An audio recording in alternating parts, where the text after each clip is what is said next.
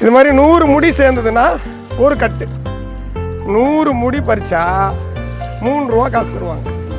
நான் சின்ன பையனாக இருக்கும்போது பள்ளிக்கு காரி ஞாயிறு சனி ஞாயிறு விடுமுறை காலங்கள் இருக்குல்ல, அப்போ நானும் எங்கள் அம்மாவோட சேர்ந்து நாற்று பறிக்க போவேன்.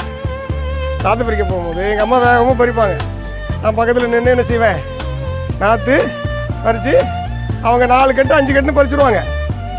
6வது கட்டு பறிக்கும் போது ஒரு 20 முடி தேவைப்படும். 80 தான் பறித்து வச்சுருப்பாங்க, புரியுதா இல்லையா? 80 பறிச்சிருப்பாங்க, 20 பத்தாமல் இருக்கும். அந்த 20 நான் என்ன பண்ணுவேன், பறித்து கொடுத்து அவங்களுக்கு உதவி செய்வேன். அப்போ கற்றுக்கிட்டது தான், புரியுதா உங்களுக்கு? ஏன்னா அப்புறம் 100 முடியும் சேர்த்து வச்சு கட்டி தூக்கிட்டு போய், ஏன்னா கழனி பக்கத்துலேயே இருக்குது, ரொம்ப தூரமெல்லாம் தூக்கிட்டு போய் நட வேண்டி இருக்கும்.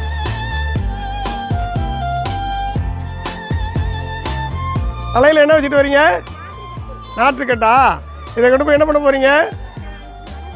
நட போகிறீங்களா?